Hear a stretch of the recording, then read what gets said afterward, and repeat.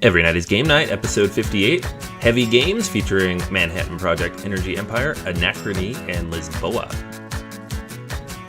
Hey guys, welcome back to Every Night is Game Night. This is episode 58. This week we're talking about a whole bunch of heavy games. This is Anthony once again with Jason. Yo, my peoples, what's up? All right, guys, and we have two special guests with us this week as well. Anthony and Francis from Antlab Games. Welcome. Thank you. Hello, and thank you. All right, so what we figured we'd do is Jason wanted to take a nap, so we're going to talk about the heaviest... No, the heaviest, driest games you can possibly Yes, the ones that no cooperative anything here. No theme. Hey, now there's some theme in here. All right. All right, fine. Yeah, I think you're a bit outnumbered here as well. Yeah, exactly. That's why I brought on some guests. See that? So we're going to talk about Manhattan Project, Energy Empire, and its solo mode, Anachrony, and then Lisboa. So three heavy-ish games, two of them very large as well, and we'll kind of give our thoughts on the solo modes in all three of these. Okay. I promise I'll behave. I'll try. Yeah. No groaning. Come on. All right. So Jason, Jason, full disclosure, have you played any of these games? I know. All right. The way to be honest with you, so it's weird because I do a lot of the content on the show because a lot of the designers we interview are American, and a lot of the solo games that come out are American and thematic and Ameritrashy. So every once in a while, I like to let Anthony off the leash and just revel in the heaviness. So last time it was just him talking by himself, which was really cool. But I didn't have a whole lot to contribute to the discussion. So I'm like, who has a channel where they have playthroughs of these heavy games? And I found you guys. All right. Nice. Yeah. Well, that works. So no, cool. Yeah, I was just curious. We That's could just cool. make I'm stuff totally... up and mess with them the whole time. It'd be great. I know. All right. So let's kick things off with the, I guess, quote-unquote lightest of the three. That's Manhattan Project Energy Empire. So this one is, it's thematically related to Manhattan Project, but it's a different designer. It's very much a different game. You're not building bombs. You're trying to build up an energy grid. So it's very much about power and electricity and pollution, major components here. And you are simultaneously managing worker placement as well as building out a tableau and activating these different spaces. So the basic idea of the game is you have workers and you have power. You will generate power by rolling dice. And at the beginning of the game, you do not have any of these dice. So you have to spend oil barrels to use the oil dice, which can then in turn cause pollution. You can also pick up some green dice, blue dice. I think the green is solar or just general healthy energy. Blue is geothermal. And black dice are coal. And yellow are nuclear power. And so each of these dice, except for the green and the blue, have a chance of polluting your environment, and those pollution tokens go on your board, and you have to kind of manage that and remove them or not remove them and just not score any points later. The majority of the actions on the board are things that will get you these different tokens. So there's steel, there's oil, there's plastic, there's science tokens, and then there's money. And you need these various things for all sorts of stuff. You need the science to clean up your environment. You need the money to recruit new workers. You need the oil to get those dice early in the game. You need money for everything, in addition to what I just mentioned. And then different combinations of these things to get different dice and all that. The other cool thing here is you have multiple different cards to choose from. So there are 3 different markets of cards that you can purchase, and each of these has a special power on it that will activate in certain circumstances. So when you take an action, like say on the government area, and each of these 3 sections is color-coded on the board, then you can then activate any of those green government cards you now have in your tableau. You have to pay a certain cost to do it, but each of these might give you, additional actions, additional bonus materials, resources, whatever it might be. And then there are these achievement tiles that you're going to pick up in different rounds of the game. So anytime you have at least 2 workers or energy left over, you can take an achievement, and these will give you up to 5 points for a combination of things. The game has a timer built into it, so every time you have to roll your dice to power up, you're going to remove one of these pollution tokens and either put it on your board or chuck it.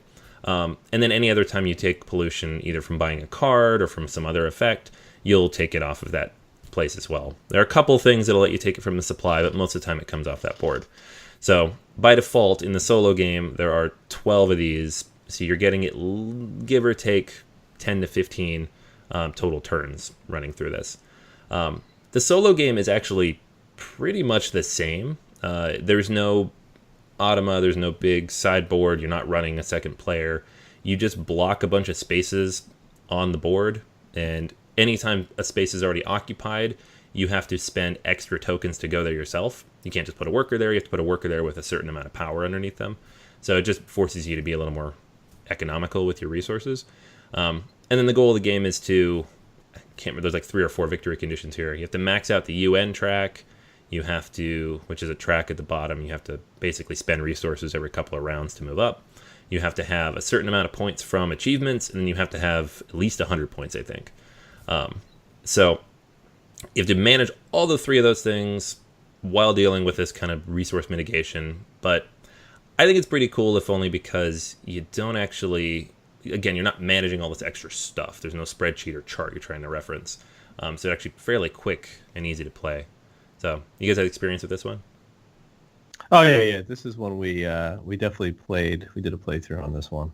Yeah, it was what we enjoyed about it, I think, was just the challenge of trying to collect all these resources and try to manage what you have to work with. You're playing kind of as a different country, and it's highly thematic what you have to work with. So I think I forget, like the United States, I think was like high manufacturing or something. All high manufacturing, where like, China was all the, dirty pollution. Yeah. So there's different ways that you can go about actually winning the game, gaining points and things like that, which makes it fun. It makes it very, very replayable. Yeah. And I think it follows sort of that typical, solo build where they tighten the board up. They limit your actions, or they make them a little bit more expensive to stimulate other players on the board. But like you said, that in the single player, the solitaire mode, you have to actually achieve those objectives. And I think that's where the real puzzle and the challenge comes in, right? So you said you need 20 victory points, but you can only take 5 of those achievements, for the game. So you've got to make sure you're able to get those 5. And it's got one of those end game scoring objectives where you're given sort of a title based on how well you score, which is pretty cool. I think the nice thing that's from a solo perspective is that if you are someone who does occasionally play with other people, it does play so similarly solo as it does with other folks that you could easily get it out, teach it, and it's not going to be like a brand new experience, playing with a bunch of others. I mean, what do you guys think? Yeah, I think I like that, and it's the other 2 we're going to talk about today, they changed the game significantly. So like if you've only played solo, you can't just go play with other people. Like you said, this one it's the same game, you're just changing what you're trying to do within that construct. So I do like that, and especially because a lot of games will do that, like Rosenberg games always do that, but they're just those high score races. This film feels a little different. I would agree. I think this doesn't feel as dry as a Rosenberg game. You're trying to win, Jason. No, honestly, it's just because his games all feel like, that's just like, all right, I need to just keep scoring points, but you have sort of an open palette of what you can do. And it's very much a puzzle. Right. Well, this one, it gives you sort of specific objectives you have to obtain. So you really need to pay attention to how you're scoring points, not just, let me just use the same engine I use every time. Right. So you can, and there's the variability there with choosing which country you're using and stuff. So I think it's definitely cool. I do like this game a lot. Yeah, and I like how there's a decent enough amount of randomness here. Like you have the different global impact cards, so you have the first 3 times those pollution tokens go down, you get 3 good things happen, and then the last half of the game 3 bad things. Yes.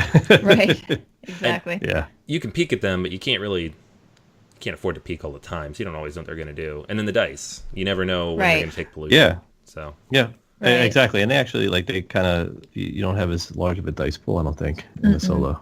Well, and then the buildings and things that you can actually draft from the board are going to change. You don't know if one of those columns is going to be eliminated. Yeah. You know what I mean? throughout that turn or whatever. Yeah. So you have to try to grab stuff when you think you need it.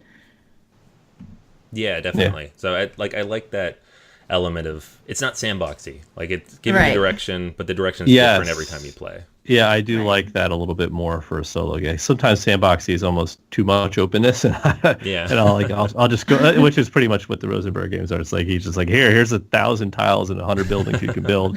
Just decide what you want to do, and I'm like, I don't know what I want to do. Yeah. I'm in the mood for that sometimes, but sometimes I'm like, just tell me what to do. I don't know. Yeah. Yeah. All right, cool. So that's Energy Empire. So actually, before you guys move on, sorry, but I'm flying in here. So it's in the line of Manhattan Project, which is actually a game I did play and enjoy. If I played Manhattan Project, will I enjoy Energy Empire? Good question. They're very, I mean, they're the same genre, I guess, but they're very different games. They just kind of use the same theme. So it's like they didn't do a lot to make the one game like the other. It's just, like I have another game engine, I'm going to throw this Manhattan Project because people have heard of it type thing? Or what do you think? I think what it is the publisher picked up this game and then they decided, if we're going to publish it, let's put it in the same line. Exactly. Right. It's in spirit. That's about it. Yeah. Okay, so it's a completely different beast. I have to clean my mind of all things Manhattan Project in order to understand what's going on here.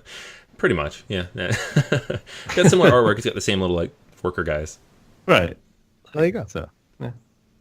All right. So that's Manhattan Project Energy Empire. So the next one here is, I'm not going to say completely different, but at least in terms of how it approaches solo is very, very different. It's Anachrony. This is a beast of a game. It's big. It takes up a ton of space on my shelf. And on your table. And on the table. Oh my gosh. Yeah. And it looks insane. Like when you first look at the components and the artwork and the pieces here, you have no idea what you're looking at. And it took a little bit of time to kind of wrap my brain around everything that's here and what all the pieces are for. But it is surprisingly streamlined when you actually get everything out and you move it around. And I feel like a lot of times games like this, it's hard to keep track of what everything does, and you're looking at the rules a lot. And this one, surprisingly, not so much. So, not going to go through all the rules because there's a lot of them. But basic idea of the game is it's the future, and you are one of these 4 factions. I think they're called paths, and you know that this impact is coming. The planet's going to get destroyed. The apocalypse is on the way, and you're trying to do as much as you can to prepare for that. And that involves time travel and special projects and building up resources. And then eventually the game kind of flips halfway through and the impact occurs and the board starts to shut down. So there's fewer actions available and you have fewer workers available to actually go out and take those actions. And at a certain point, the game will end. Either you get to enough rounds or all of the action spaces on the board have been used up. So over the course of the game, there's so many different things we could discuss here, but you're gathering workers, which you then use to activate your exosuits, and you can either have these exosuit tiles for the Euro purists out there, or they've released miniatures as well, and you can slot the little workers into the top, which is kind of funny looking. But oh so brilliant at the same time. It is so cool looking. They really are. Unless you go to put them away and you forget they're still in there, and you're like, oh. Yeah, that's good point. And then with those workers, you are trying to gather minerals, and this is where we say purple cube, gray cube, green cube, because I don't remember what they're called, but various different types of cubes. You gather those resources. Those resources are then used to build different buildings that will allow you to travel back in time. And the timeline track is a very interesting mechanism because you can, every round, you're going to be able to put warp tiles out on this timeline. And those warp tiles will give you little bonuses temporarily. So you can maybe have an extra exosuit this turn, or some extra water, or extra resources, whatever it is. 0 to 2 of these. But not only do you roll dice every round to see if you're going to take on paradox tokens, which happens with, I think it's a 5 in 6 chance you're going to take them if you have the most warp tiles on that tile. Right. But you then later can go back in time to remove those tiles and then move up on the time travel track. So like 4 different mechanisms kind of wrapped together there. You are also trying to gather water because that powers a lot of what you're doing, including getting your workers back. Once you've used a worker, they go back to resting, and you either have to lower morale to wake them all up or spend a bunch of water. Then there are various other options that you can trade different resources with each other. You can recruit new workers. You can take on these breakthrough tiles, which you can then use to purchase projects, super projects, which are worth a ton of points and also have some powerful abilities on them. So you're managing all this different stuff, and it's asymmetrical to some degree. Your own player board plus your leader card have special powers. And you're trying to keep track of all this and manage all this and obviously come out in the end in the high score. In the solo version of the game, there is an entirely separate board. So this is the Chronobot, one player Chronobot. And it's similar to an Automa in that it runs itself. And so basically on this board, you have 6 different tokens. They tell you where to place them to start. And each of those tokens is going to move around in one of 3 different tracks. So the 1 token goes between 3 different spaces, the 2, 3, 4, 5 kind of rotate between 8 different spaces, and the 6 goes back and forth between these 2 spaces. And the Chronobot will roll a die, take the action of the number that is rolled, and then move that token. Pretty simple. Equally simple, they're going to just collect resources and then trade them in when they get a set for points. They're going to collect workers, trade them in for a set for points. They will pick up super projects and buildings, and a maximum of 3 of each type, 2 for the super projects. So you don't actually have to manage a tableau for them or keep track of any of that. It all just happens on this Chronobot board, which is nice. And I don't know what your guys' experience with this, but I found this to be one of the smoother, kind of overly complicated solo bot type things I played against, to the point where within a play or so, it was just roll a die, do the thing, get back to what I'm doing. Not having to like check a spreadsheet, remember things, and draw cards, and try to remember what the movement mechanics are. I think that really attributes to having this massive board to do all this and track it for you, right? Like and all the symbology. It really sort of kind of lends itself to say, hey, this is what he's going to do. He's going to do it, and he carries it out. Well, I was going to say it speaks to, you were saying before about like the rules and things like that, and it kind of looking overwhelming at first, but it really is not like that. I mean, understanding the game, understanding how the Chronobot works, all of that kind of thing, it just kind of glides along, and it's beautiful. Yeah. So that's and he participates in each of the phases, right? So it kind of it's almost like you're playing another player, really, but it just kind of follows its own logic, and that's really like the best, in my opinion, type of AI, if you will, in a solo game, is where it sort of just does its own thing. You don't really have to maintain it, and and I think like the first one I came across with this was like with Race for the Galaxy. If you ever played against that bot, where you kind of like set that whole like sort of construct up, but once it's set up and you just roll his die, he tells you what to do for him, right? And then you just do it. And it doesn't. And this is like a much more complex version of that. But I think it's where I think we should be heading, because you want to feel like you're playing an opponent and not really just a random card draw that tells you to do 3 random actions that make 0 sense. You know what I mean? Yeah, I totally agree. And I feel like games that try this frequently don't fully succeed because you have to reference the rulebook every time, or you have to see. Because they don't just do a normal thing. You can be like, if you roll this, then you do this, and then it's this, and then divide by this. Consult an algorithm to figure out what's happening. And that's the last thing you want to do when you're playing the game, because you want to sort of, in the solo world, you kind of want to get immersed in the theme, right? Or at least in the mechanisms of it, and really sort of just focus on the goal. Not only do I need to manage my own game here, which is highly complex, but I also need to manage this other AI as well.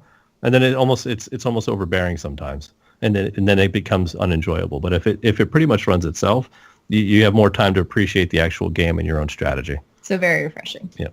Yeah, and I think most of those games can get to that point if you play them enough. But this one got to that point for me really, really fast, which I really appreciated. Yeah, exactly. For as heavy as this game is, it's brilliant. Yeah, I've been really, really astounded. Like, it is decently heavy game. There's a lot of depth here. There's a lot of pieces and mechanisms in that box I haven't even pulled out yet. but Yeah. actually getting into it, understanding it, and following the flow of it, especially like teaching other people, it's Yes. just surprisingly smooth. Yeah. Yeah, Oh yeah. we've pulled this out and played with others as well, and like taught them the game, and they've picked the regular standard game up very, very quickly Yeah. as well. So I think that But, just yeah.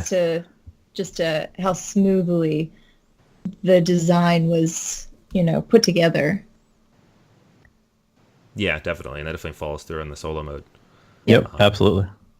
All right, so that's Anachrony and its solo mode. The last one I wanted to talk about is the probably the game I was most excited about this year, just because of his other releases, and that's Lisboa. I backed this on Kickstarter way back when, got a chance to actually sit down and learn the game with Lacerda at Origins. That was amazing too. And so when it finally showed up, finally got to play through the game, in my own space and, make sure I actually knew the rules and learn the solo version of the game. It's a decently complex game, and it's not even necessarily because there's a lot to do. It's just your actions are fairly simple. You don't have a ton of options at any given point, but there's a lot on the board. There's a lot of things to keep track of. We talked about with Anachrony not having to reference the rulebook too often. I think with this one, just by default, you do. You just it even comes with a little pamphlet with a list of all the stuff you need to remember, and you're not going to remember it right away. Exactly.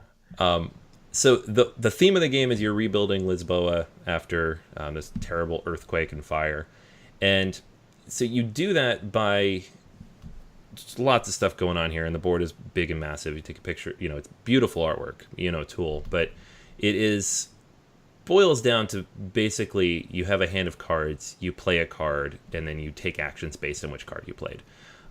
You can sell goods that basically you take goods and you sell them to the ships, and you get money that way, and this allows you to take the card and put it into your portfolio. Or you can trade with nobles is the second action option, also putting that into your portfolio, which lets you trade different goods and take other state actions. There are 6 of these state actions, and they do all sorts of different stuff. You can recruit officials that allow you to... Later, they'll let you build things. You can get new plans, also for building things. You can build or upgrade your ships. You can produce new goods. You can move around the church track, meet the cardinal. You can get royal favors. These will let you take actions on other people's turns, including in the solo version of the game. And then there are the noble actions themselves. And so these are the 3 major nobles, which are going to let you build either a store, just build a store, and then the king's going to let you open the public building, which is where all those officials and blueprints come in handy. And then the marquis the minister lets you take decrees, which are basically endgame bonus points. So that's the very, very boiled down basic version of this game. And you're going to be going through and taking these different actions every turn and trying to manage and, build up your tableau. And really the goal of the game is to rebuild the city. So no matter what you're really doing, you're trying to rebuild the city. There's this little map on the right side of the board that has all these columns and rows that are assigned to different bonuses based on your placement, but also based on the public buildings that go out. There are rubble cubes placed, on each column and row. These rubble cubes determine the cost of building a building there, but you're going to be removing them as the game goes on. Every time you build something, you get to take one off. And so early on, you won't be able to do a lot of building, but later on, as those rubble cubes come off and your money stores increase, you'll be able to build more stuff out there. And then you're going to score points based on all that when you get those public buildings out. So that's the goal here. And the solo version of the game, like all of Lacerda's games, you're playing against Lacerda himself. And Right. He is a cheating AI player. So As in every one of his games, it's always Yeah. Lacerda, and he's always cheating. Exactly. This guy cheats too much. So he doesn't have a player board or anything, but he does have royal favors. He does have blueprints. He does have workers, and he does have, officials, and he does have the buildings. And so he's going to basically have a courtier that's moving between the 3 nobles, and that's going to determine which action he takes every turn. And then he has an assistant that moves up and down these cards, and there's 6 or multiple places for cards that you can draw. Whenever you play a card, you'll draw one at the end of your turn. and that's going to determine which of the state actions he takes, either the top or bottom available one. So it's programmed. You know what action he's going to take in advance. This doesn't change at any point. So you can look ahead 2-3 turns and be like, oh, he's going to build on this turn, so I should make sure I have this royal favor and be prepared for that, or I should block this space before he can build there. So kind of similar to the Gallerist like that, where it's just rotating around, you know where he's going to be. The actual actions he takes, there is a bit of that spreadsheeting. You're going to have to like, what's an optimal move, because he's actually going onto the player board and taking actions. You have to remember, he's always going to basically go to where he's going to get the most points. And like when he takes rubble off the board, he's going to take the one that helps you the least. But he will collect plans. He will collect officials. He'll collect ships. He'll take goods. He'll take the church tiles. He'll take the royal favors. He will take actions on your turn. He will follow if he has those tiles available.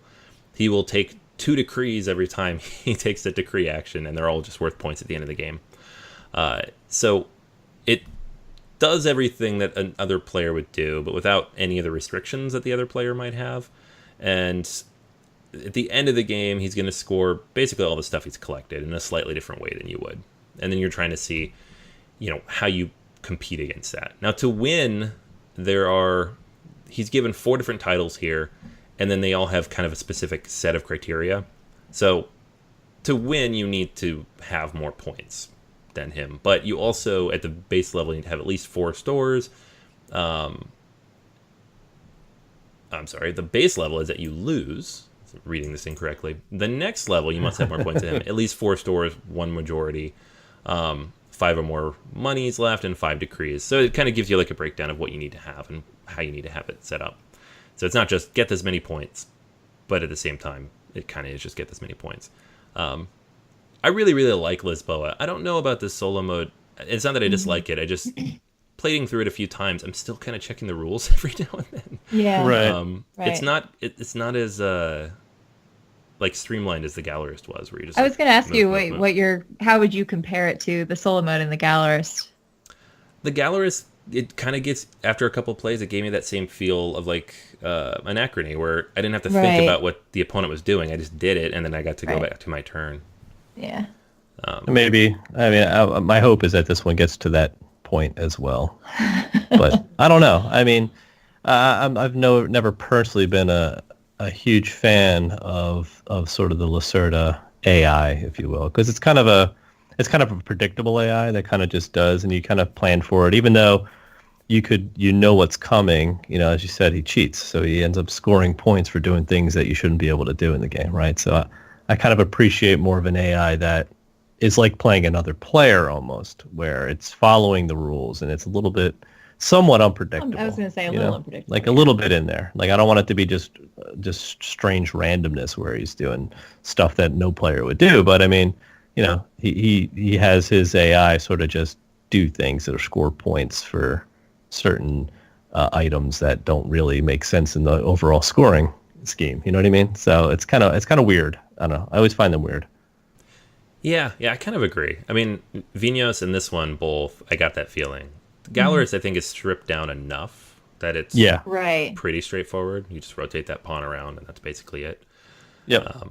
This one, though, like I don't like in a solo game where I have to try to figure out what the optimal move is for the AI. Exactly. Yeah, that's like, I'm already doing this. Yeah, that's probably one of my biggest pet peeves with some solo AIs is where I have to sit there and make a decision on what's going to affect me the worst, right? So I'm like, what move would I absolutely hate for him to do? And then I have to go and do it. So it's like, ugh, not only is he going to do it, but I have to be the one to make him do this.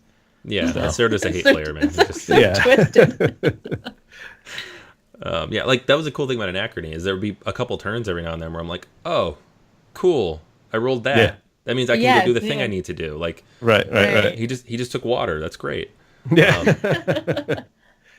But that's good. I like that. Yeah, I like that sort of that randomness here and there. Just an ounce of it. Not always just sort of this weird clunky cycle that he's going to keep going on.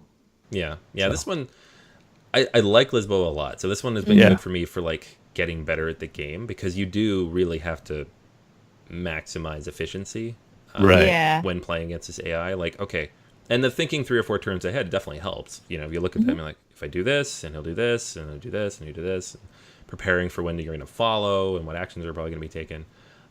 Certainly doesn't, emulate the randomness of human opponents and the sometimes questionable moves other people make. But exactly, it does make sense. Like for myself, getting better at the game. But I'm with you. I wish I wish I had to do less. Yeah, exactly. But I mean, not to say that it's bad at all. I'm just in comparison to other, automas or AIs out there, they're not the top of my list of likes, if you will. But as far as just the game of Lisboa itself, we definitely love that game. So yeah, we should definitely state that we all love this, except Jason's probably never going to touch it. But does he know it? He just knows it as the blue game.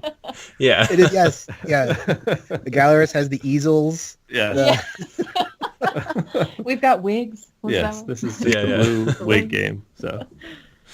Oh man, yeah. There's like one of 2 responses to this game. It's either it's really blue or it's really pretty and blue. Yeah, and blue. And it is, but you know what? What's funny is once you get the board on the table and you set it up and put all the cards out, it really doesn't look nearly as blue as the box. You know what I mean? So I think it's gorgeous. But it's a beautiful game. There's no question. Oh yeah, I love the artwork.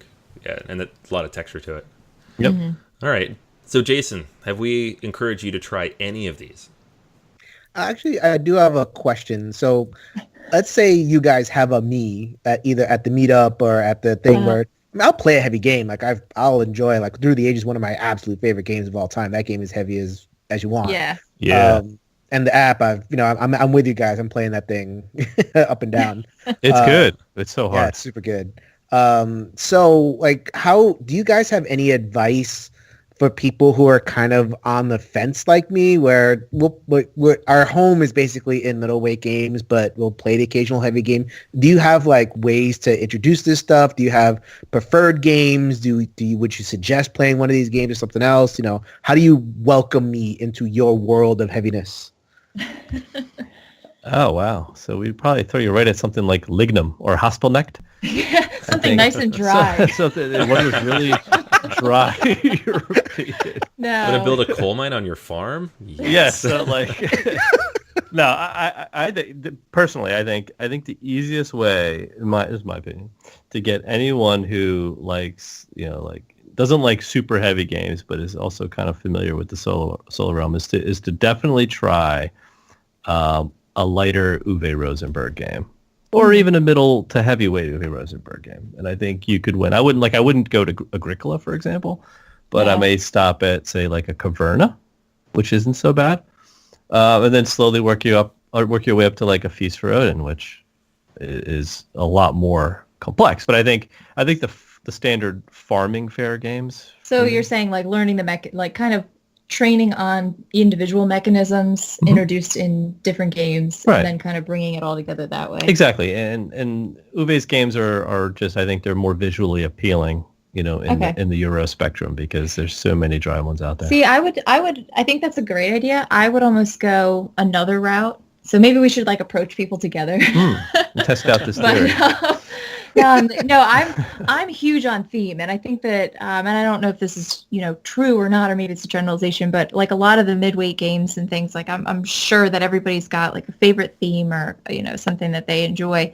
So the folks that are trying to bring you into playing some of these heavier games, I think, have a responsibility to identify what your interests are to get you hooked on something that you like. I mean, Anthony's joking, but if we threw down Lignum, like, hey, it's got great mechanics, you're really going to love it. Yes. But you're going through this like hour and a half long game. Like, I can't deal with another piece of wood right now. Yeah. It's going to be hard. Just pushing wood from one place to another. Yeah, exactly. It's going to be very difficult. So, but if you look at something like Anachrony, that again looks very complex, but the rules are written very simply. We spoke earlier about how easy that game is to teach, or easy it is to pick up as a solo game. And you can kind of find yourself getting lost in the theme a little bit. I think it makes that heavier weight mechanics much more palatable to kind of ease you into it. Yeah. If that makes sense. No, I would agree. And I think you could argue something, if you want to go by theme alone and you think heavy, and personally I think this could be a pretty heavy game, is Spirit Island. Right? Yes. Oh God, that it's a whole different beast. It's a But- beast of a game. It's a monster, but it is so thematically rewarding that yeah. I don't think you would even bat your eyes at the fact that it's a heavy game. You would just get so engrossed in the play. Yeah. So And then you'd be a heavy gamer. yep, There you that's go. it. I have played Spirit Island. I enjoy it very, very much. I'm down with Anthony on that one. All right. It's co-op too, which is I'm a big co-op Yeah. fan. Oh yeah. Still, I don't know. I guess I just need to, swallow my my whatever. I guess the time length is like. I guess the circumstances are I come home and I used to play on Thursday nights, and I see a lot of clients. I'm a psychotherapist, so I see I've seen 9 clients. They've all given me their problems. Now I come here. Right. Hey, play this 3-hour game with a lot of moving bits and parts and stuff. Yeah. But I hear what you're saying with the theme. I guess a game has to be. I'm shallow. A game has to be pretty. A game I has know, to me be- too. and it sounds like a story. Yeah. Anthony jokes with me when we go to the game store. I pick out like all the pretty games. Yes. I'm like, oh, that box looks nice. Yeah, but they're all the heavy euros. Yes. And, I think that at least from our perspective, when we sit down to play one of these, hours long games, we sit and play through it and we look at the clock and realize that it's been 3 hours and it doesn't feel like 3 hours. And it doesn't even feel like it. So, if you start out with it, play an hour long game. Yeah, just got to build bump up it your stamina. man. Don't You'll be there. scared. Okay. Okay? Awesome, guys. You can do Thank it. I can do it. Jason's motivational podcast, guys. Yeah, Yes. there you go. Well, thank you guys for making the time for Of so that Anthony course. isn't just talking to himself. Absolutely. Yes, much appreciated. Yeah, we'll talk That would be Euro and weird. heavy games all day. Our pleasure. Awesome. All right. Well, that's going to be everything for this week. And thanks again, Anthony and Francis, for coming on, because this has been a lot more fun than, as Jason said, me talking for 20 minutes than him asking questions like, how heavy is this? No, it was an absolute pleasure. Awesome. All right, guys. So that is everything for this week. Make sure you check us out on Facebook. You can also go to everynightisgamenight.com to look at all of the past episodes on BoardGamersAnonymous.com. You can find us on Twitter at ENGN_podcast, and make sure to connect with us on Patreon with the BGA Patreon. You can join us in Slack. We'll talk about the episodes, upcoming topics, all sorts of cool stuff. But until next time, that is everything for this week. So go ahead and grab a solo game off the shelf, and let's make every night game night. Later, everybody. See ya.